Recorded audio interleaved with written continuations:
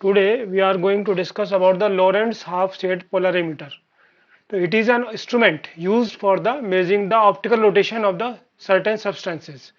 तो इसमें हम पहले क्या लेते हैं, ये एक स्लेट लेते हैं जिसको हम यहाँ पर मोनोक्रोमेटिक लाइट यानी कि सोडियम लाइट हम यहाँ पर देते हैं। इसके आगे हमने एक लेंस कॉन्वेक्स लेंस रखते हैं, उसके आगे एक निकोल प्रिज्म जिसको हम पोलराइजर कहते हैं, उसके आगे हम हाफ शेड डिवाइस रखते हैं और उसके आगे जिस सब्सटेंस का हमें स्पेसिफिक रोटेशन निकालना है वो हम इसमें ट्यूब में रखते हैं। और उसके बाद हम निकोल प्रिज्म लेते हैं जिसको सेकंड N2, पहले N1 और दूसरा ये N2 जिसको हम एनालाइजर कहते हैं। उसके आगे ये स्केल है, जितना रोटेशन होगा वो नोट करेंगे। इसके आगे हमारे पास टेलीस्कोप है और आगे यहाँ से हम आईज यानी कि लगाएंगे, हम यहाँ से देखेंगे इसको।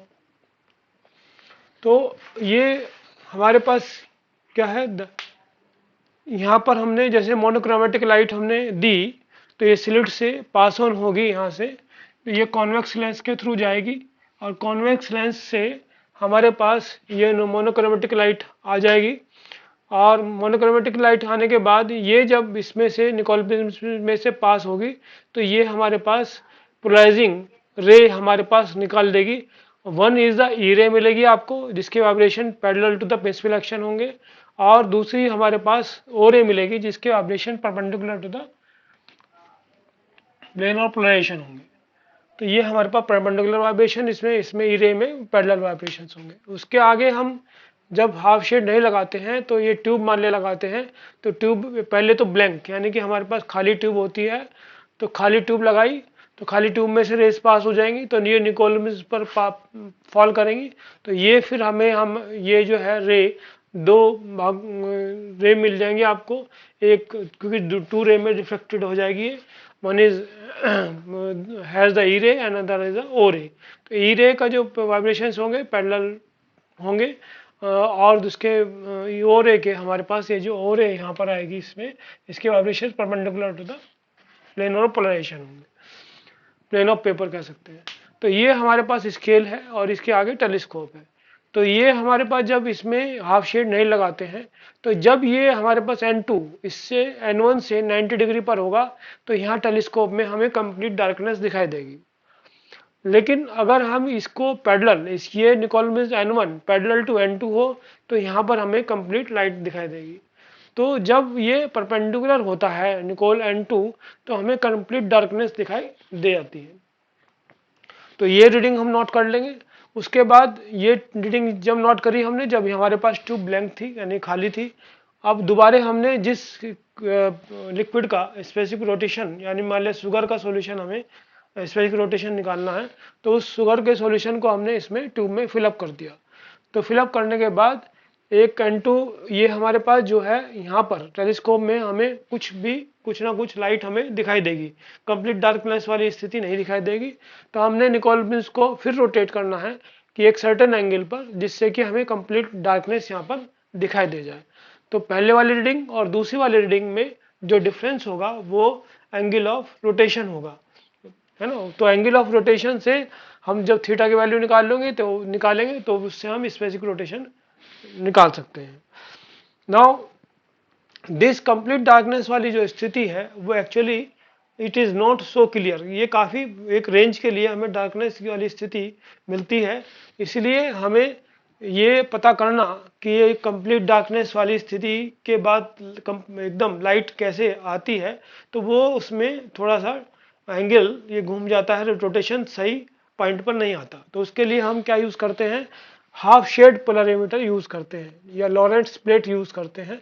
तो the field appears dark over a range when N2 is rotated without half shade device. This difficulty is avoided by the half shade device. तो हम क्या लगाते हैं इसमें, हाफ शेड डिवाइस लगाते हैं।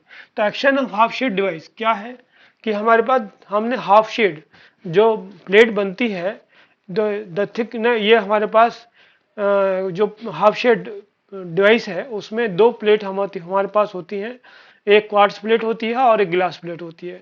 तो thickness of the quartz plate जो हमारे पास है, ये जो क्वार्ट्ज प्लेट ये वाली है हाफ क्वार्ट्ज प्लेट, और हाफ जो है हमारे पास ये ग्लास प्लेट है। The thickness of the quartz plate is such that it introduces A phase difference. इसकी थिकनेस हम देते हैं ऐसे कि हमारे पास जो फेज डिफरेंस है वो पाई का फेज डिफरेंस या पाथ डिफरेंस लैम्डा बाई 2 का आ जाए। जैसे हमने कल बताया था आपको लास्ट लेक्चर में कि हमारे पास ये 0 से 2 पाई की एक वेव होती है, इसका फेज डिफरेंस 0 to 2 पाई होता है, यहाँ पाई होता है, और ये पूरा पूरा यहाँ से 0 to पाथ डिफरेंस लैम्डा होता है, और यहाँ से यहाँ तक का जो है ये पाथ डिफरेंस कितना हो जाएगा लैम्डा बाई 2 का।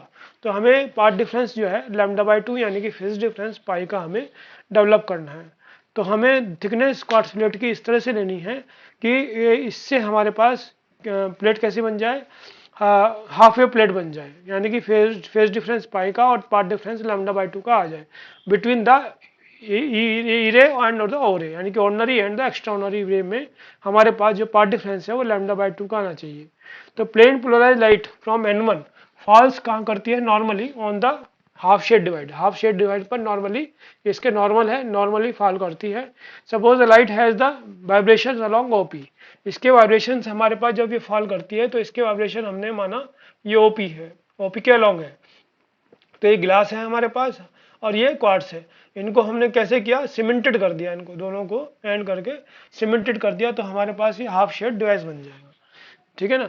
तो हमने जब ये पास होती है लाइट, जो कि suppose the light has the vibrations along OP, OP के अलोंग है, it is transmitted to the glass plate as such, यानी कि जो ग्लास से पास होगी उसके वाइब्रेशंस अलोंग ओपी ही आएंगे, ओपी से पहले भी ओपी के अलोंग थे और अब भी ओपी के अलोंग आएंगे। लेकिन क्वार्ट्ज प्लेट में ऐसा नहीं होता। क्वार्ट्ज प्लेट्स में क्या होता है कि in the quartz the light is divided into 2 components, है ना। वन कंपोनेंट कौन सा होगा, parallel to the optic axis, है ना, parallel to the optic axis. ये हमारे पास ऑप्टिक एक्सिस कौन सी है, ये है ए बी, ये ए बी है, इसकी इस क्वार्ट्ज प्लेट की जो ऑप्टिक एक्सिस है ये है हमारे पास, ये ऑप्टिक एक्सिस है क्या अलोंग है। तो ये हमारे पास ए बी ऑप्टिक एक्सिस है, ई रे इसके अलोंग होगी और ओ रे इसके परपेंडिकुलर होगी, that is in the direction of O D, और ई रे जो है अलोंग द ओ ए होगी हमारे पास। तो ये हमारे पास है द ओ कंपोनेंट ट्रल्स, जो ओ कंपोनेंट्स है यानी कि ओ नरी वेव जो है हमारे पास वो ट्रल्स फास्टर करती है इन the quartz, so it gains phase difference. तो गेन कितना करेगी, फेज डिफरेंस पाई का यानी कि पाथ डिफरेंस लैम्डा बाई 2 का गेन कर लेगी ओवर द ई कंपोनेंट। तो जो पहले ओडी के अलोंग जा रही थी वो अब किसके अलोंग जाएगी, ओसी के अलोंग, क्योंकि ये फेज डिफरेंस पाई का आ जाएगा तो ये ओसी के अलोंग आ जाएगी। तो इनका ओ रे और ई रे का जो रिजल्टेंट है वो ओ क्यू के along हो जाएगा। So now the O component has vibration along OC instead of OC OD, while the E along OA. Therefore, the light emerging from the quartz has the resultant vibration along OQ, such that ये जो angle है हमारे पास इस angle के बराबर होगा, है ना। दोनों एंगल ये क्या होंगे, बराबर होंगे हमारे पास। ठीक है।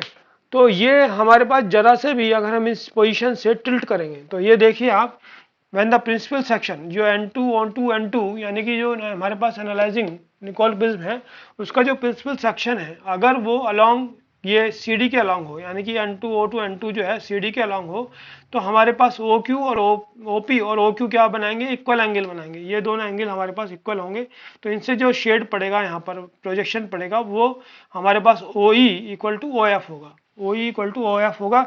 तो हमारे पास इल्यूमिनेशन दोनों साइड में क्या होगा, इक्वल होगा।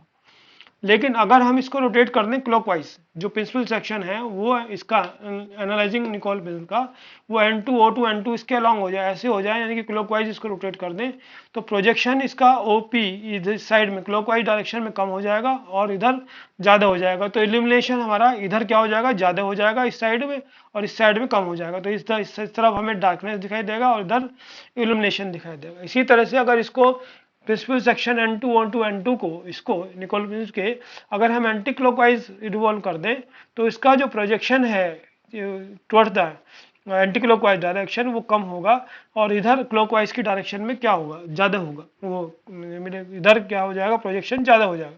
तो इधर यानी कि क्लॉकवाइज डायरेक्शन में हमें इल्यूमिनेशन ज़्यादा मिलेगा और इधर हमारे पास एंटी क्लॉकवाइज डायरेक्शन में डार्कनेस मिलेगी। तो हम जो इल्यूमिनेशन कंडीशन है अगर उससे भी थोड़ा सा भी हम टिल्ट कर दें तो हमें एक तरफ कंप्लीट डार्कनेस की या डार्कनेस वाली स्थिति हमें दिखाई देने लगी। यही प्रिंसिपल हम जो है यूज करते हैं to find the determination of the specific rotation of the sugar solution.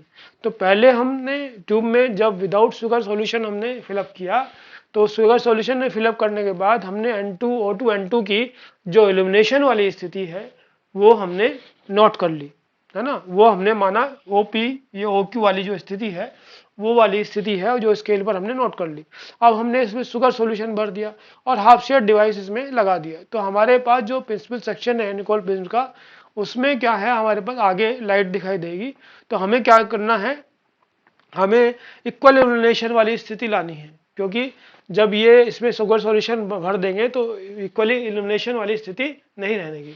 तो हमें इक्वल इल्यूमिनेशन वाली स्थिति लानी है, जिसको थोड़ा सा भी रोटेट कर दें तो एक तरफ डार्क और एक तरफ ब्राइट आ जाएगा, है ना। तो हमें इक्वल इल्यूमिनेशन यानी कि दोनों side equal illumination equal light होनी चाहिए। वो स्थिति हम दोबारा इस पर स्केल पर ले आते हैं और ये हम नोट कर लेते हैं। तो वो स्थिति हमारे पास कहाँ से आएगी, OP डैश और OQ डैश वाली आ गई। तो OP पहले वाली स्थिति से जो दूसरी वाली स्थिति है उसके एंगल्स को डिफरेंस करके हम क्या निकाल सकते हैं, हम थीटा की वैल्यू निकाल सकते हैं। और from the relation S equal to theta upon L into C से हम specific rotation of the sugar निकाल सकते हैं, क्योंकि एल जो है वो लेंथ ऑफ द ट्यूब है हमारे पास और सी क्या है, कंसंट्रेशन ऑफ द सॉल्यूशन है। तो कंसंट्रेशन ऑफ सॉल्यूशन में पता चल जाएगा, एल पता चल जाएगा और थीटा हमने इससे निकाल ही लिया है। तो स्पेसिफिक रोटेशन हम ऑफ द शुगर सॉल्यूशन निकाल सकते हैं। लेकिन इस केस में भी जो हमारे पास जो कंप्लीट डार्कनेस वाली स्थिति है वो थोड़ा सा एग्जैक्ट नहीं पता कर पाते। तो यानी कि इल्यूमिनेशन से डार्कनेस और डार्कनेस से इल्यूमिनेशन वो थोड़ा सा हमारी आंखों से थोड़ा सही जज नहीं हो पाता, इसलिए हम बाइक्वार्ट्ज पोलरिमीटर यूज करते हैं।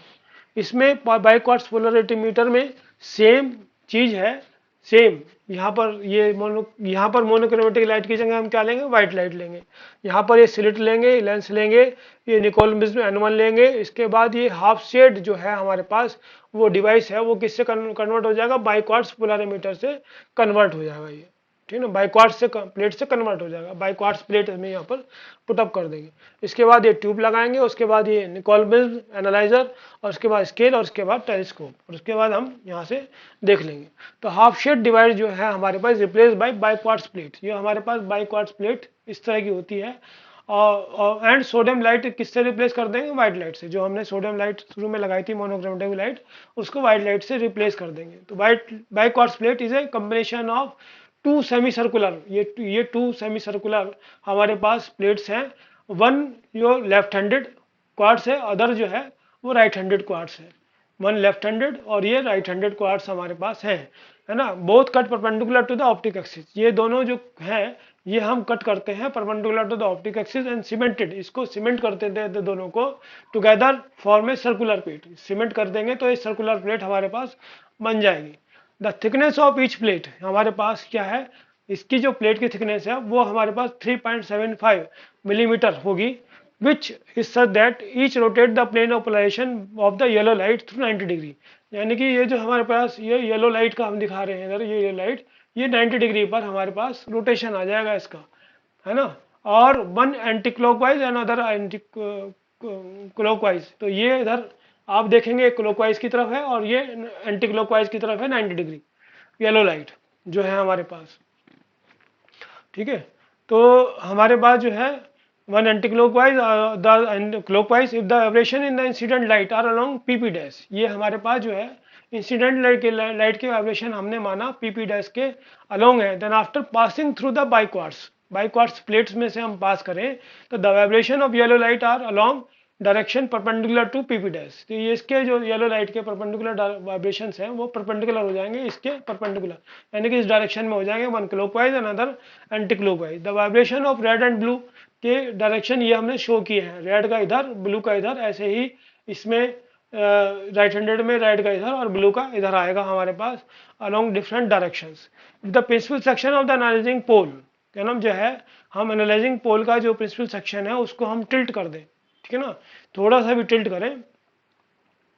if the principal section of the analyzing pole be parallel to PP dash, the yellow light will be coincident in both halves of the field, मतलब दोनों साइड जो है हमारे पास ये पोजीशन हमें दिखाई देगी, ठीक है ना। while the red and blue lights are present in the same proportion of each half, ये light and red and blue each proportion में हमें दिखाएगी, तो therefore the two halves of the field will be equally illuminated होंगे। और ये जो हमारे पास विद रेडिश वायलेट टिंट, अगर ये पोजीशन हो तो हम इसको कहेंगे reddish violet tint, tint position कहेंगे कॉल्ड द, और इस पोजीशन को हम क्या कहते हैं, sensitive tint. The position of the sensitive tint is very sensitive, इसको हम बहुत ही सेंसिटिव ये प्लेस रीडिंग आती है, बिकॉज इवन ए स्लाइट, अगर बहुत ही स्लाइट इसको चेंज कर दें तो वन हाफ क्या हो जाएगा ब्लू, और अदर हाफ हमारे पास इसका जो है बाय क्वार्ट्स का क्या हो जाएगा, बाहर से देखेंगे तो रेड हो जाएगा। तो वन हाफ ब्लू हो जाएगा और अदर हाफ रेड। तो हम इजीली हम इससे जो है जो पोजीशन है हमारे पास एनालाइजिंग पोल की, वो इजीली बाय क्वार्ट्स प्लेट से हम निकाल सकते हैं। That's why we use by quartz polarimeter instead of half shade, ठीक है ना। और इसमें हम जो है specific rotation of any liquid substance, यानी मान लिया हमने शुगर सॉल्यूशन लिया है तो हम क्या करेंगे, यहाँ बाइक्वार्ट्स प्लेट लगाएंगे, इसके बाद हम ओपन ट्यूब यानी कि ब्लैंक ट्यूब का हम निकोल से हम इक्वली इल्यूमिनेटेड यानी कि रेडिश वाले टिंट वाली जो पोजीशन है वो नोट डाउन कर लेंगे। उसके बाद इसमें शुगर सॉल्यूशन भरेंगे, उसके बाद ट्यूब लेंथ, इसकी ट्यूब की लेंथ नाप लेंगे, कंसंट्रेशन हम देख लेंगे कितना कंसंट्रेशन हमने कितनी शुगर मिलाई है उससे कंसंट्रेशन निकाल लेंगे।